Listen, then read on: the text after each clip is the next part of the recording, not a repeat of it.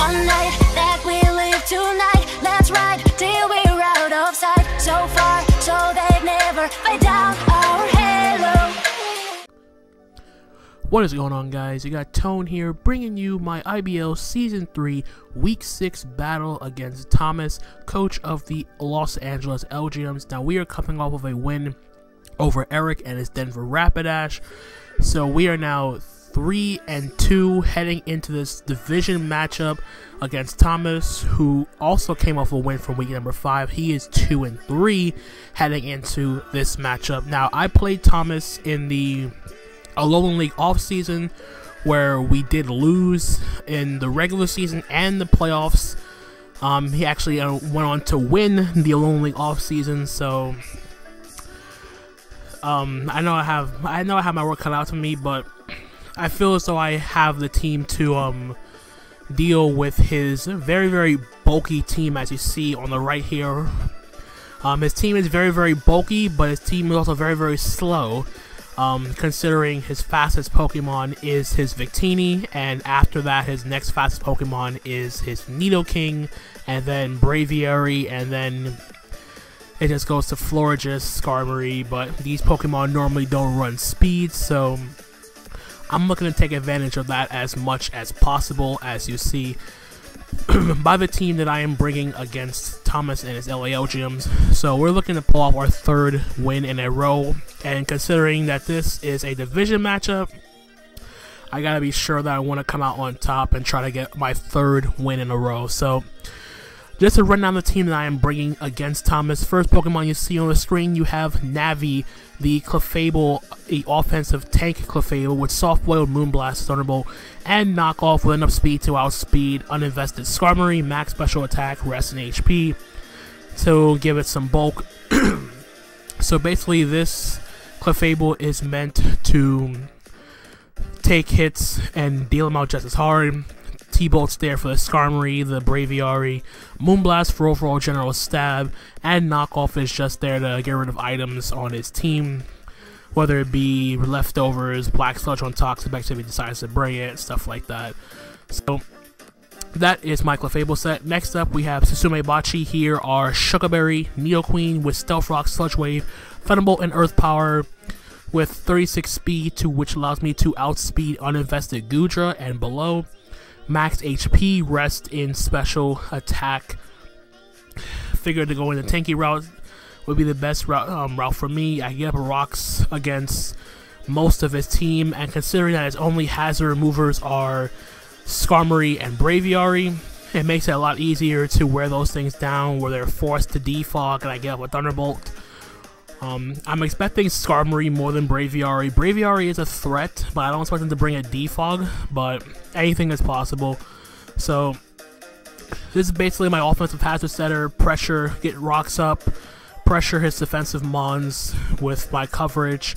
Sugarberry is here in case he brings, I can live an Earth Power from Nidoking, retaliate, and kill it with an Earth Power of my own. So that is Susume Bachi here. Number 3, we have Inanna here. And for the first time this season, I'm running it offensively with Hydro Pump, Thunderbolt, Rapid Spin, Side Shock, Rakan Berry, so I can take a super effective Bolt Strike from a Victini. The speed lets me outspeed a Jolly Max Speed, non-Scarf Victini, Max Special Attack, rest into the HP. So this is designed to keep hazards off my side of the field. Hydro Pump, Thunderbolt plus Side Shock gives me the best overall coverage against his team. And that's really much to say. This is an offensive rapid spinner, just try to keep the pressure on his bulky mons and wear stuff down. So that is the Starmie set. Number 4, we got our own Returnator with Assault Vest, Fire Blast, Dragon Pulse, Flash Cannon, and Charge Beam.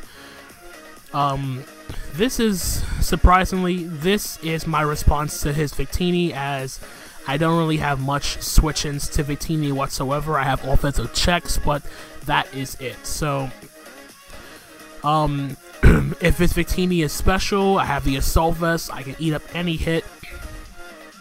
If he's physical, I know I can eat up any hit. The only thing he can do to me is U-turn on the switch. As Turtonator does double resist fire, resist bolt strike, resist U-turn, all that stuff, so I don't need to run physically defensive Turtonator in this case. Charge Beam is just nice for getting those boosts on stuff like Toxapex, potentially Calm Mind Florigist, Flash Cannons for the Florigists, and Fire Blast plus Dragon Bolts gives me good overall neutral coverage against the entire team. Didn't need to run any speed investment because there was nothing I really wanted to outspeed on this team, and Turtonator already outspeeds Toxapex by 1 base point, 36-35. So that is my Turtonator. Now for the 2 heavy hitters of the team. Number 5, Quetzalcoatl, Nasty Plot, 3 attacks, Yachi Berry, Thunder Asterion, Nasty Plot, Thunderbolt, HP Ice, and Sludge Wave.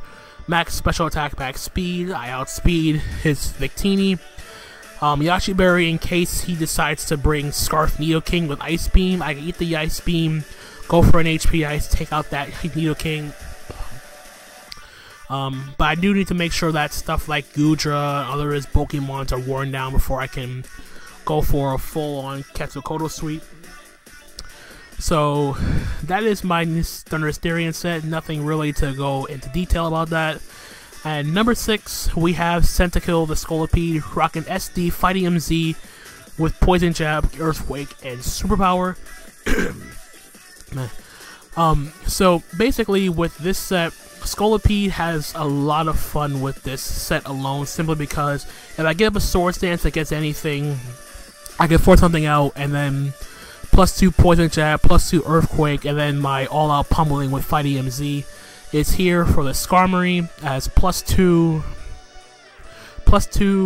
all-out pummeling from a Scolipede has a good shot to knock out a fully physically defensive Skarmory, barring he is not like he's taken some prior damage in the process. After 1 speed boost, I outspeed Scarf Victini and everything else on his team. 92 HP, giving some bulk, max attack. I need to run Jolly Nature, which does suck. I really want to run Adamant, but I'm running Sword Stance to make it for the loss in power, so it's not that big of a deal. And that is going to be the team I'm bringing versus Thomas and the LA Elgyems.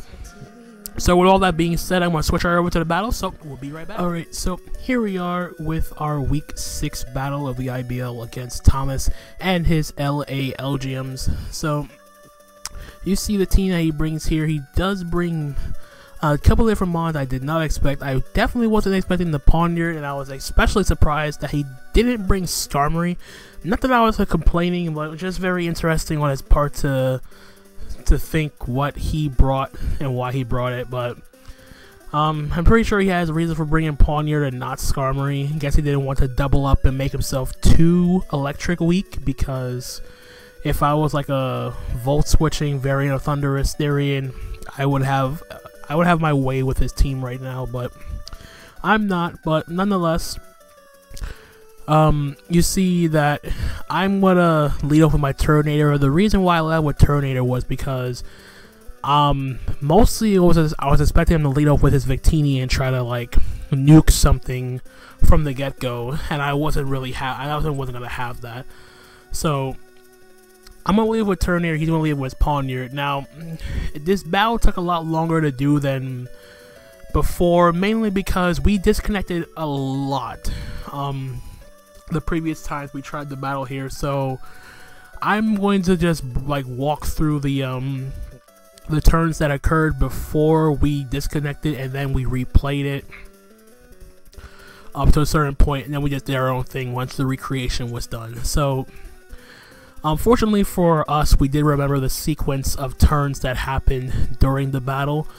So just to walk you through it right away, so I'm going to play the video here. So we're going to have Thomas issuing that challenge, not even bad. So he's going to lead off with his Pawniard. Like I said, I'm going to lead off with my Turtonator. Now, giving me the lead, having the lead matchup like this, I have no reason not to go for Fire Blast, because it hits everything except for the Toxapex, and I know he's not going to send Toxapex right away. So he's going to make a switch, and he's going to go out into his Florigist here, as I'm just going to fire off a safe Fire Blast at this point in the battle. Doing a good chunk of damage there, as he does reveal leftovers Now, I wanted to preserve my Terminator because I need this for Victini, so I could have went hard Nidoqueen, but I'm going to pivot into Clefable first, and the reason why I did this was in the case that he was packing Psychic on his Florges, but he's just going to go for the Moonblast here. And of course, it's going to do a lot more damage than expected because I am running an offensive Clefable this week. So from here, I have decided that I'm going to now double into my Nidoqueen here, expecting him not to go for Psychic, or maybe he doesn't have Psychic. As he is just going to fire off another Moonblast, which is totally fine by me. This does give me an opportunity to get my Stealth Rocks this turn. It does with my Stealth Rock, I think I get a special attack drop. The Stealth Rocks pressure the Victini, the Braviary, pretty much everything on his team is affected by rocks, with the exception being that Pawniard. The fact that he didn't bring Skarmory and he has the Pawniard means that his Pawniard is probably rocking Stealth Rock, I don't know. But he's going to make a read into his Goodra here, as I'm just going to get my opportunity to get my rocks up. So, rocks are up to pressure the Braviary, the Victini, the whatever. And I'm going to stay in and fire up a Sludge Wave here. And he's going to go for Draco Meteor. Now, the fact that he outsped my Nidoqueen means he must be he must be heavily speed invested in some facet. As he does fire off a Draco Meteor, my Nidoqueen does live. I'm going to fire off a Sludge Wave, but since I'm -1 a special attack, it's not going to do that much. And plus, it is a Goodra. Now, I don't know if he specs or not. The damage is assuming he's like a Scarf variant. So I'm going to make the play into my Clefable here, expecting the Draco again, which he does. So I take the opportunity here to go for a Soft Boil. As he's going to switch out, and he's going to go out into his Braviary. So a free Soft Boil for me to keep my Clefable's health up. And the following turn here, I get to fire off a free Thunderbolt because I know he's not going to switch back hard into a Goodra. With Goodra, I know he could. Now, seeing the Braviary have leftovers means he's not Banded or Scarf, which I was afraid of the entire time. And he's going to reveal the Defog on the Braviary. So he's going to clear away those Stealth Rocks on his side of the field. I'm going to fire off a powerful Thunderbolt since I'm max special attack modest, Life Orb Clefable, and his Braviary is just going to drop to the Thunderbolt here. So we have the early 6-5 advantage here as he's going to go hard into the Pawniard here. Now, I could have switched out into my Nidoqueen here, but he's going to pull a double here and go into its Toxapex, expecting me to go Turtonator on the Pawniard, but I'm going to stay in and go for the knockoff. So I'm going to get rid of this thing's Black Sludge, and the reason why I went for a knockoff there was I did a calc, and Clefable does live in Iron Head from full. So now I'm going to go out into my Starmie here. This is where the battle ended up recreating here. And he goes for Toxic Spikes here, which was kind of a questionable play, so to speak, because I have Rapid Spin on my Starmie, Magic Guard Clefable, and 2 grounded points I have to soak up those T-Spikes. So now he goes out to his Goodra here, and I'm going to fire off an Analytic Boosted Psyshock on this Goodra. That's going to do enough damage to the point where it's in range of a +2 HP Ice from my Thundurus if it's not Assault Vest. Now he's going to go hard into his Pawniard as I go for another Psyshock, and of course doesn't affect it. So here I'm going to go for a Hydro Pump here as he does go for a Sucker Punch. I know I can take 1 Sucker Punch from this Pawniard. I do live. I fire off the Hydro Pump, but unfortunately I missed the Hydro Pump. So I'm in a bad predicament. I'm going to switch out and I'm going to go into my Clefable here. I expected him wanting to Sucker Punch again. In hindsight, I could have went out into the Nidoqueen, but I didn't want it to predict me and go for Iron Head. So here I go for a knockoff. Here, get rid of this thing's Eviolite. I'm expecting him at this point to get up Stealth Rock, but he instead goes for Substitute, which was kind of a unexpected play on his part. So I'm going to fire off a T-Bolt here to break the sub, but I didn't go for Moonblast initially because I didn't want this thing to get a special attack, the potential special attack drop, and give him a +2 attack. As he does go for the Iron Head here, and like I said, I did a calc. I knew I would take 1 barring a crit. Now here I messed up and I let the timer run out accidentally because I was doing some calcs to see if my other mons could live an Iron Head and all that stuff, but I let the timer run out and it automatically clicked Moonblast from me, so I'm going to drop to the Sucker Punch, but it does allow me to get a free switch to my Scolipede, and it does allow me to get up a free Sword Stance as he's going to switch out free in the Earthquake and going out into his Toxapex. So I'm going to be at +2 attack, and I'm like, okay, if everything goes well from here, Scolipede can probably win the game right now, if everything goes well. So now I'm at +2. I'm going to go for the Earthquake. He was Black Sludge. I knocked it off. So this Earthquake's going to be doing about 65 to 77% based on the damage calc, and that did roughly 90%. I'm like, okay, he's not fully physically defensive, and he does go for the Haze to get rid of my boost, which is fine because it does give me the opportunity to go for the SD again. So from here, as I pause it here, I'm going to make it's basically a 50-50 play. So his objective is to right now, Thomas has to go for Scald, and knowing that, I can go for Swords Dance again, because if he goes for Recover, he would essentially lose, barring his Victini being like Shuckleberry or Focus Sash at this point. And if he went for Recover, he'd lose. If he could try to go for Haze, but he wouldn't really gain anything from me from going for Haze, because I would be getting a free Sword Dance regardless. So his only play here is to just click Scald and try to get Fish for a burn on my Scolipede. If he gets the burn, it cuts my Scolipede's sweep short, but if he doesn't get the burn, then it's bad news bears for him. So knowing this, I'm just going to click SD, and he is going to click Scald at this point in the match. So I'm back at +2 again. He does go for the Scald here. Now, does he get the burn on my Scolipede? That is the question. He does not get the burn. So, we are in great shape. So, good news for me, bad news for him, as we're going to fire off this Earthquake and take out the Toxapex.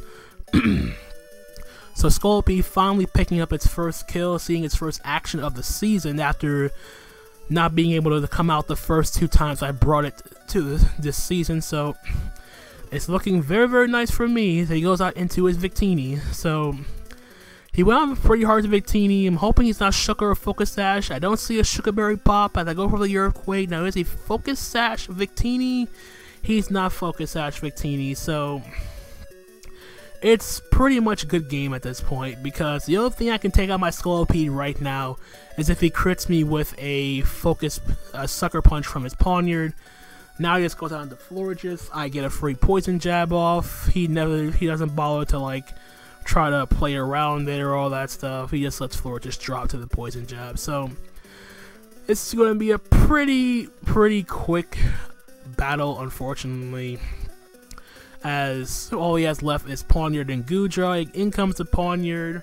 All he can do is Sucker Punch, hope for a crit, and he doesn't get the crit, as I'm going to fire off an Earthquake.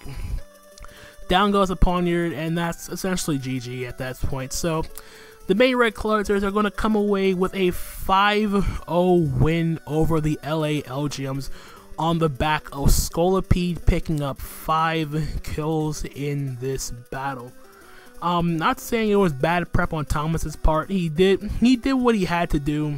It was just like out of his hands and all that stuff. If he got the Skull Burn, it would have at least cut the sweep short, and I don't blame him for doing the things he did. He did feel as though that he could have prepped a little bit better, and oops. But anyway, I felt as though he could have prepped a little bit better and all that stuff, but I'm not gonna like jump into hypotheticals or what ifs or anything of the sort. So anyway, we do win 5-0 over the LA Elgyems. We break that little trend of all of our matches ending up in 3-0s, whether it be wins or loses or losses. We are now 4-2 on the season with a +8 differential, and not only are we now at the top of our division, we are now on the top of our conference as we hit the midway point of the season. So if you guys did enjoy this battle, feel free to leave a like, leave a comment, subscribe. If you guys are new to the channel, we are riding on a very good 3-game winning streak heading into the second half of the IBL season, but the IBL season does not get any easier from here, as we are now going to have to play Chime and the Gaia Gardevoirs, the defending IBL champions and 3rd place finisher in the Token Minorities March Madness tournament. So that is going to be a match I have to make sure I am 100% prepared for. But that is going to be it from me, guys. I hope you guys enjoy. I'm just going to end it there. There's not really much to say about how this battle turned out. It worked well in my favor. I had a strategy. And Sculpey just put in work. That's all I can say. So, until next time, guys, I'm going to get the heck out of here. My name is Anthony, aka Tone. I'm going to catch you guys on the flip side.